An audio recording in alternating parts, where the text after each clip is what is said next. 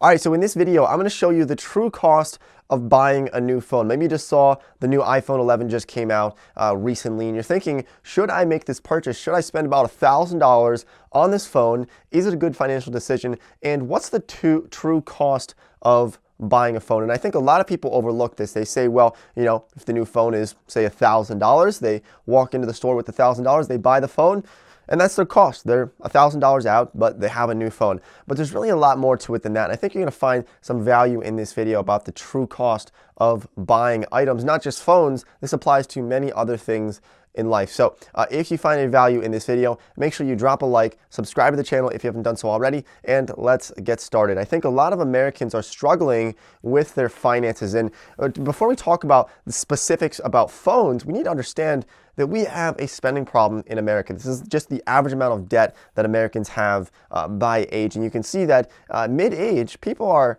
in 6 figures worth of debt. Why is this? It's because we're buying these little things like phones, we're buying couches, we're buying cars, we're buying blenders, we're buying all these items that add up to a massive amount of debt. So just looking at these debt numbers here, this comes from a variety of different types of debt. We're looking at home mortgages, personal loans, credit cards, student loans, auto loans, but it's just something that I find so interesting. And people say, well, why can't I just spend $1,000 on a phone? Why can't I just go get the nice phone? But then they're sitting there with $28,000 worth of credit card debt, $42,000 in student loans, but they want to go and buy a higher end premium phone. And I think that's what really kind of is disconnect there. Now, this isn't to say that you should not buy a nice phone. This isn't to say that you should use a $20 flip phone that you got at Walmart the other day and just use that for the next 10 years. That's not the point of this video. And obviously, you can make your own decisions for yourself, but it's something that I think is very interesting. A lot of people struggle with their finances, but then go and spend tons of money on things that maybe they don't need the most premium product. And this is just one of those examples here. So let's actually get into the specifics here to understand this a little bit better.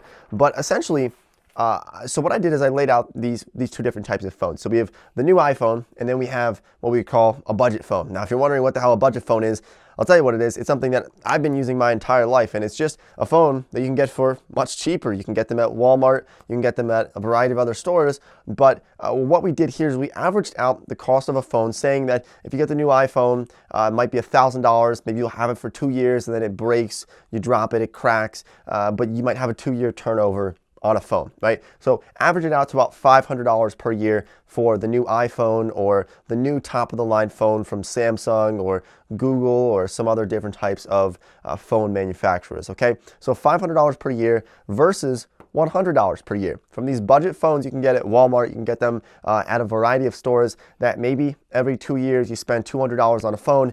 It does most of the same things that an iPhone does. Trust me, I've been using one for quite some time, and it really does perform most of the same tasks. You can get Uber, you can use Google, you can text, you can call, you can do everything that you need to do, and you can subscribe to this channel on your phone if you're watching right now. So 5 years, $500 per year, $2,500 over the next 5 years that you might be spending on, say, the new phone. You're getting the new iPhone every time it's coming out. You got the 10, you're getting the 11, you're going to get the next one after that, probably the 12, and you're going to be spending about $2,500 over a 5-year period on the new phone. Versus this budget phone, you're just looking at about $500 over a 5-year period that you're paying for this. Now, you might be saying, okay, there's a $2,000 difference. We wrote it in big red here just so everybody could see it.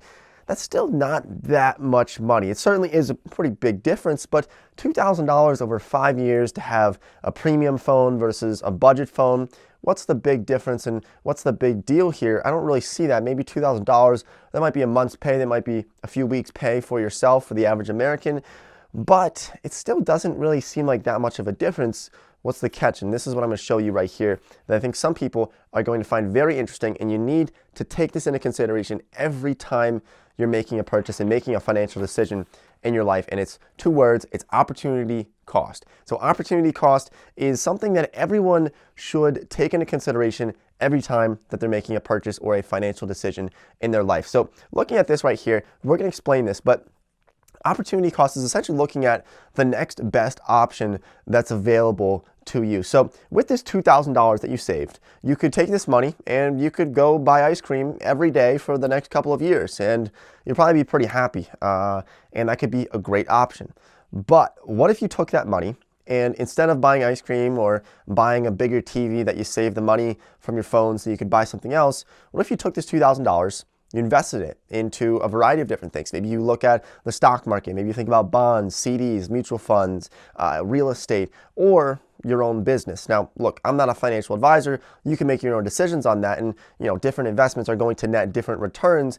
But let's just take a look at these three different scenarios here on this $2,000 that you saved over the next 5 years by getting maybe not the new iPhone 11, but maybe just getting the iPhone 8, maybe sticking 2 generations behind, maybe just getting a cheaper phone and saving some cash here.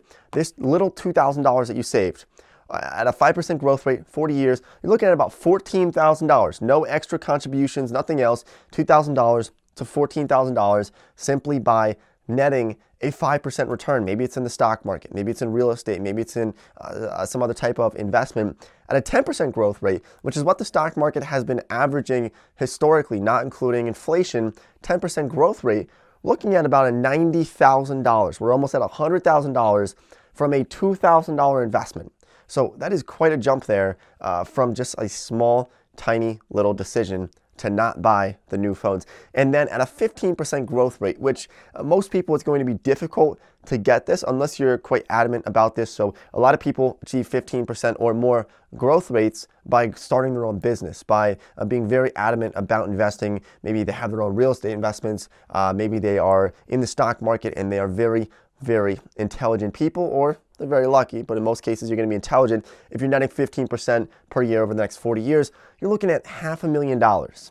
$500,000 from a $2,000 investment. And that is the point of this video. It's not to say that you shouldn't go out and buy the new phone, but it's to hopefully help you think a little bit deeper about every financial decision that you make in the future. And you could think about this with TVs. Should you buy the 80-inch TV, or should you save $700 and buy a 42-inch TV?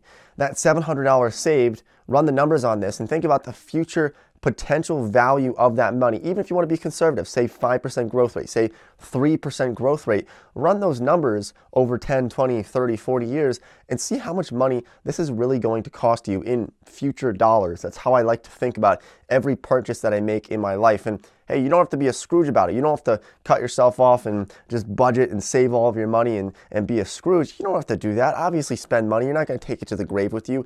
I love spending money. I go travel. I go spend money on trips. But every time I do that, I think about the future value of that money and how much it's truly costing me in the future. So that's just something that I want to share with you guys in this video. And hey, if you found any value in this video whatsoever, make sure you subscribe, drop a like on the video, and let me know down below which videos you would like to see next. We really do our best to help people with their personal finances, to help people build wealth over their lifetime. I really love making these videos. We do them for free, try to do them every week. So thanks for watching the video, and I'll see everybody next time.